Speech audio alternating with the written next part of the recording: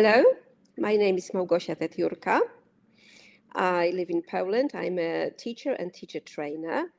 And today I would like to talk about gifted students. And the objectives for my session are the following. That's the menu for you. I would like to help you understand the characteristics of gifted learners and explore some strategies for identifying them and supporting them. We'll talk about how to create differentiated learning environment for those students, but also we'll talk a little bit about their social and emotional needs. And all this hopefully will be supported by examples that you can use in the classroom. So historically, gifted students used to be viewed as wonder kids, prodigy children who can manage on their own. And especially nowadays in the classrooms, which are so varied, teachers tend to focus on students who need support just to manage, to carry on, those who have learning difficulties or different disabilities.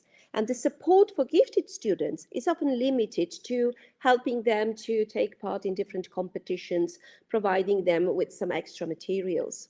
As a result, their broader developmental needs may be neglected. And this may lead to some very detrimental emotional consequences, such as low esteem, perfectionism, unrealistic goal setting, and all in all, it can negatively impact their future, both future career, but also professional career. So who are the gifted? A very simple definition goes like this. This is someone who shows or has the potential for showing an exceptional level of performance in one or more areas of expression. So it may be very broad, very general, but it also may be very narrow in one specific area. When I was looking for some definitions of gifted students, I came across this extract from No Child Left Behind Act, where nearly the same definition is repeated. These are children who give evidence of high achievement capability in areas such as intellectual, creative, artistic, or leadership capacity, or in specific academic fields, and who need services and activities, now, mind you, not ordinarily provided by the school in order to fully develop their capabilities. So if you are a teacher who feels a little bit guilty that you are not supporting your gifted students to the maximum, don't feel guilty, because actually these students need some provisions which are normally not provided by mainstream education. On the other hand, however, we teachers know that we need to give each child, each learner, opportunity to stretch and grow daily. So if we neglect our gifted students, we don't give them this opportunity.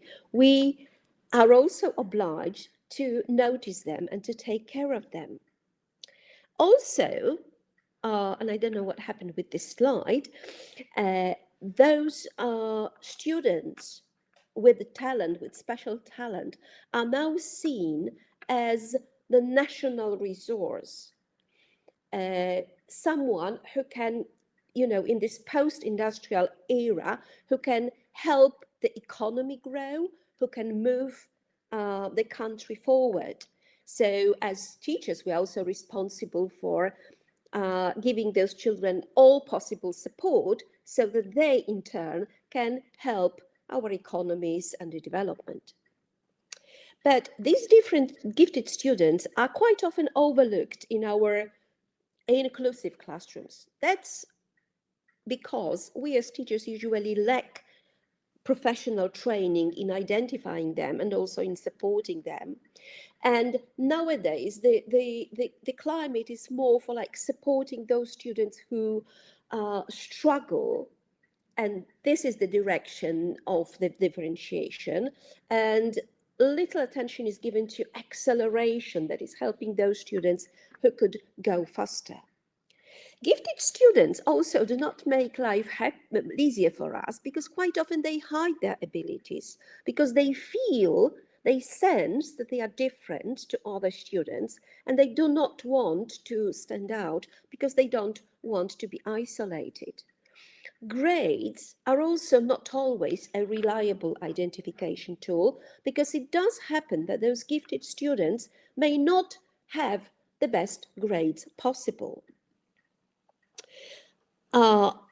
Generally, we've got two identification methods. We can rely on the objective standardized tests such as IQ or aptitude tests. But as teachers, we've got the most powerful tool that is us, our observation skills. When we observe our students carefully, we will identify those gifted ones. But we can also rely on what their peers say. Their parents may not be that objective. They may be like overestimating their abilities, but parents' opinions should not be neglected here. We could also rely on their self-assessment. And the more the teachers know how to do it, the easier it will be for them. So very, very briefly, what are the characteristic features of those students? Well, they learn more quickly, but they also have this strong need to know. They exhibit this desire for knowledge. They are good at abstract thinking and they communicate in a more advanced way. They usually have longer attention span and they are capable of perceiving unusual associations, but they can also see and create patterns. As I've already mentioned, their interests may be intense, narrow intense, but can also be broad. They like learning. They approach learning with this sense of curiosity. They are very good at noticing inconsistencies, so they can challenge the teacher. Their memory is usually much better. They have vivid imaginations, but they may be oversensitive to the expectations and feelings of others. Their sense of humor is quite often keen. They understand sarcasm, but their self-awareness may be really heightened, and this feeling of being different may be uncomfortable. They also have strong sense of idealism and justice. They develop this inner locus of control and self-satisfaction at a younger age. They experience emotions in a profound way. They set high expectations. They are often perfectionists. But if you look at this table, it will help you a lot to see the difference between what is a bright student, meaning very good, but not so much above the average, just, top of the range, and a gifted learner who is unusual, whose talent is much, much, much beyond what we can see in the classroom, right? So I'll go through a couple of those characteristics, and I'm sure while I'm talking, you will see that some of your students who maybe before you thought are gifted and talented, maybe you will move them to the category of bright children and maybe vice versa. So bright students know the answers, but gifted ones ask questions. Bright children are interested, but gifted ones are highly curious. A bright student is attentive, but a gifted one is mentally but also physically involved. A bright student has good ideas. A gifted student may have wild, silly ideas. A bright student works hard. A gifted student may play around but still do well in tests. As I've already mentioned, the bright one is top of the group, but the gifted one is way beyond the group. Okay, a bright one learns with ease, but a gifted one already knows what you want to teach. A bright one needs 6 to 8 repetitions to memorize something. For a gifted one, 1 or 2 repetitions are usually enough. Whereas bright children understand ideas, whereas gifted ones construct abstractions. A bright child usually enjoys the company of their peers. A gifted one may prefer adults or sometimes paradoxically younger ones because they don't feel so different, so isolated. A bright child grasps the meaning, but a gifted one draws inferences. A bright student completes assignments, but a gifted one will initiate projects and different assignments. A bright one is responsive. A gifted one is intense. A bright student will copy accurately, but a gifted one will create new designs. Okay, so you can see probably from this comparison that a gifted learner may sometimes be a little bit of a nuisance in the classroom, a troublemaker, someone who argues with the teacher, challenges teacher, sometimes looks or expresses dissatisfaction with what's going on in the classroom. Even more so if they are the so-called twice exceptional learners. I don't know if you are familiar with this term. Twice exceptional learners are those gifted students who have some disabilities like ADHD or dyslexia. So they may struggle with organization, but they may excel in creative or intellectual areas. For example, a student with dyslexia will struggle with writing mechanics, but they may have excellent verbal skills. So let's imagine you've got this talented student in your class, gifted learner, or a couple of them. What can you do? How can you help them? Generally, we've got 3 key strategies: acceleration, grouping, and enrichment. Acceleration means advancing learners through school or through subjects. It may involve grade skipping or early entrance to college. And I don't know what it's like in the part of the world you come from, but where I come from in Central Europe, this is very rare because it requires specialized curriculum adjustment. Grouping by ability is easier to implement, and it may mean grouping within class, but also cross grades. It may also mean special pull-out programs whereby students are taken out of their classrooms, let's say for an afternoon, and working together with other gifted students on certain projects, or they've got special instruction classes with maybe some specialists. The strategy which is most available to teachers will be enrichment programs. They provide deeper, so this means providing deeper, more complex tasks which go beyond regular curriculum, right? For example, some research projects or advanced problem-solving activities. But I'm going to show some possible adaptation of some typical classroom activities which will benefit both average learners, but will also give those gifted learners a chance to stretch, to develop their skills. The first thing we can do to not to neglect those gifted students is start a new lesson, a new chunk of lessons, new area with some pre-assessment.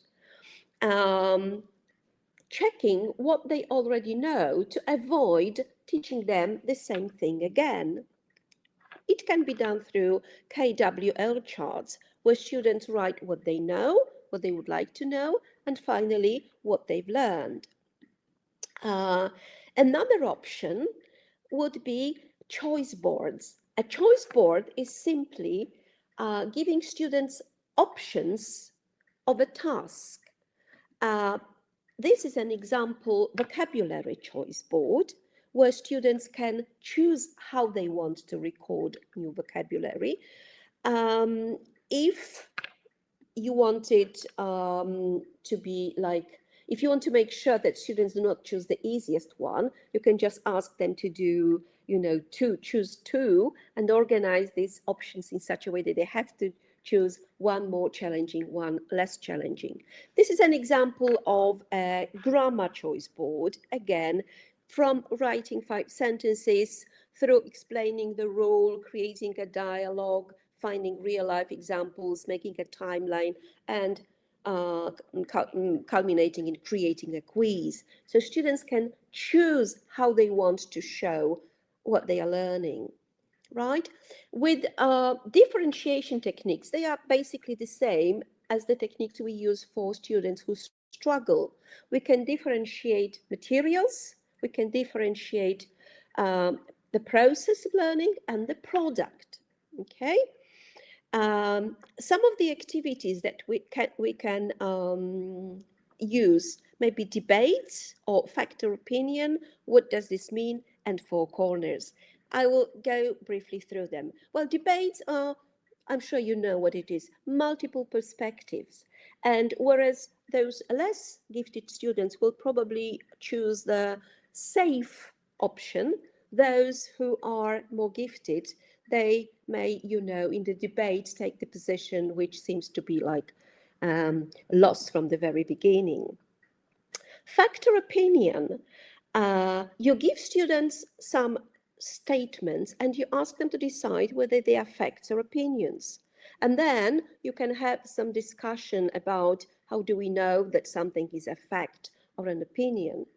And you can give them some simple sentences which are kind of obvious, or for the gifted ones, you may make some sentences which are less obvious, more controversial, which require a bit of thinking.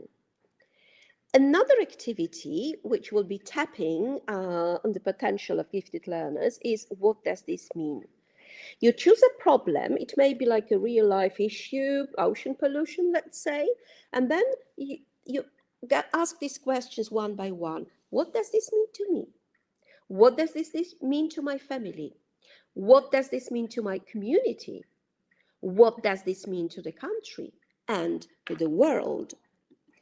4 corners activity is when you ask a question and you ask students to go to 4 different corners to express, to show their opinion, and then to discuss with students in this corner why they've chosen it.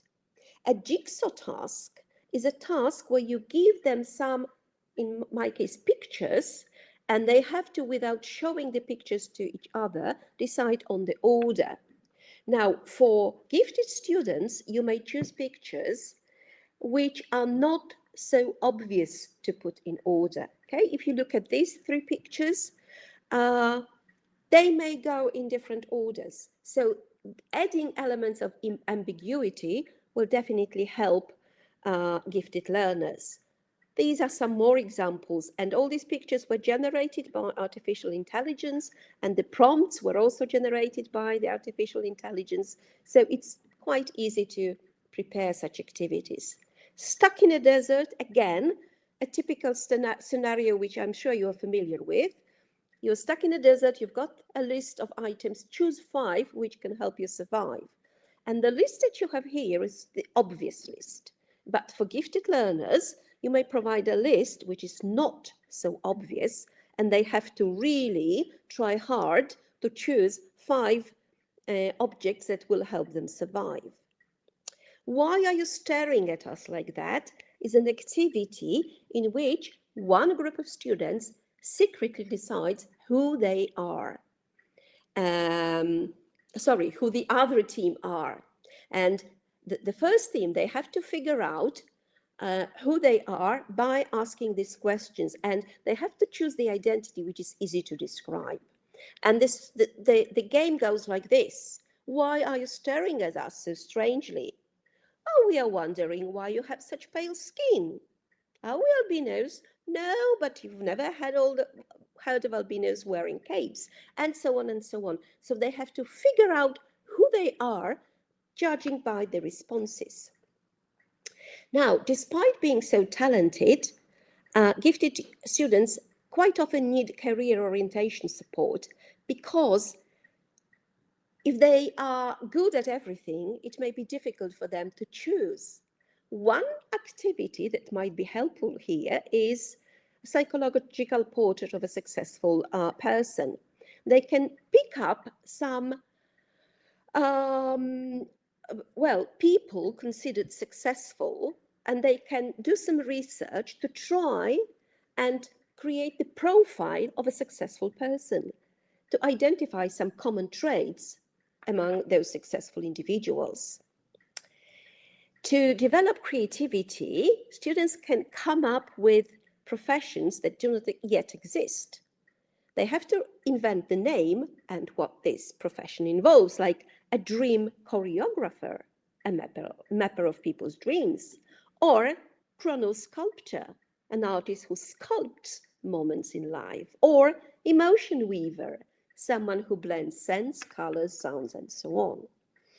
Another activity to help with professions is jumble the mess. You have to,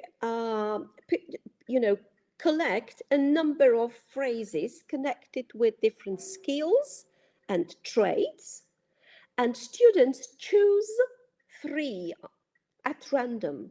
And then they have, looking at the 3 of them, this think which profession would benefit from having these different traits, okay? So if someone is empathic and knows the language and likes jokes, they could be, for example, a tour guide or intercultural researcher. Now, I've said that gifted students often have emotional problems, and one of the reasons is that they want to be perfect in what they're doing. And the best way to address it is focusing not on the achievement, but on the effort they put. So using the language praising effort, not the achievement. And I'm going to finish by mentioning 3 things you should not do when you've got a gifted learner in your classroom. You shouldn't assign them busy work just to keep them busy. You shouldn't give them more of the same, but faster. And you shouldn't overuse making them junior teachers for others. It's okay from time to time. It's not so good when you overdo it. Okay, so these are my conclusions, but because I'm running over time, I will just hope that you have a look at them and you just read them. And this is all from me. This is my email address in case you want to contact me and continue discussing this topic, or maybe if you want any materials that I've used for this presentation. Thank you very much.